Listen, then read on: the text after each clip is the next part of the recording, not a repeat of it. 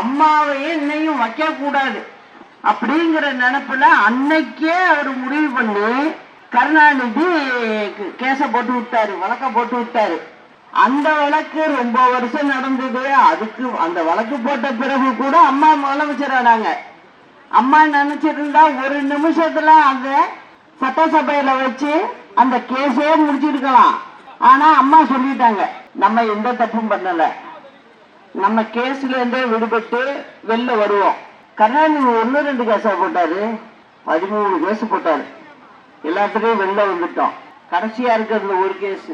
எல்லாரும் சொல்றாங்க, நீங்க சட்டசபையில எடுத்து வெளில எடுங்கம்மாங்கிறாங்க. அம்மா என்கிட்ட வந்து வீட்டுல கேட்டாங்க, இந்த மாதிரி எல்லாரும் சொல்றாங்க அப்படின்னு. நானும் சொல்லிட்டேன், அம்மா என்ன நினைச்சாங்களோ அதுதான் நானும் சொன்னேன். இல்ல வேண்டாம், நம்ம இவ்வளவு கேஸ பாத்துட்டோம், நம்ம கேஸ்ல நம்ம வந்து வெற்றி பெற்று வருவோம், கொடுங்க பாத்துக்குவோம் அப்படின்னு தான் நான் சொன்னேன். நாங்க தப்பு பண்ணியிருந்தா தானே பயப்படணும், அந்த பயமே இல்லை எங்களுக்கு. அதனால நாங்க சொன்னோம். ஆனா பின்னாடிதான் தெரிஞ்சது, இதுல அரசியல்லாம் எப்படி எப்படியோ புகுந்துரும் அப்படிங்கறது எங்களுக்கு தெரியல.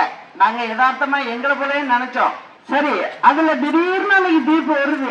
எப்ப கொண்டு முதலமைச்சர் ஆகிறதுக்கு நான் கொண்டு போய் லெட்டர் கொடுத்தனோ அடுத்த செகண்ட் டக்கு டக்கு டக்குன்னு வருது, 4 வருடம் சிறை தண்டனை அப்படின்னு சொல்லி வருது.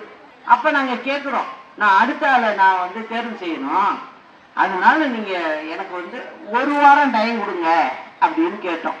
அதெல்லாம் 1 வாரம் எல்லாம் கொடுக்க முடியாது, நாளைக்கு சாயந்தரமே அங்க வந்து பெங்களூரு சிறைக்கு சென்றாகணும், மாலை 6 மணிக்குள் அப்படின்னு சொல்லிட்டாங்க.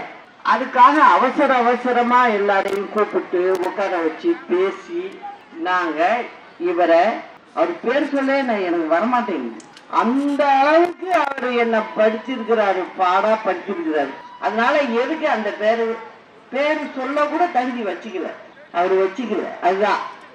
அதனால என்ன பண்ண, சரி இவரை எடுத்து இன்னொன்னும் பார்த்தேன். ஏற்கனவே வந்து முக்குளத்தோரை சேர்ந்த பன்னீர்செல்வம் வந்திருக்காரு, சரி இந்த முறை வந்து மேற்கு மாவட்டத்தில இருந்து ஒருத்தருக்கு கொடுப்போம் அப்படின்னு நினைச்சு கொடுத்துட்டு நான் புறப்பட்டு அம்மாவை போய் பார்த்துட்டு, தலைவருக்கு போய் பார்த்துட்டு, தலைவரோட ராமாபுரம் தோட்டம் போய் பார்த்துட்டு, சாயந்தரம் 5 மணிக்குள்ள நான் அங்க போய் சிறைக்கு போயிட்டேன். போய் 2 மாசம் கூட இல்லை, என்னையே கச்சை விட்டு தூக்குறாரு. யாரு பதவி கொடுத்து உட்கார வச்சுட்டு போனாங்களோ அவங்களே தூக்கி வெள்ளை போட்டா மாதிரி போட்டாரு.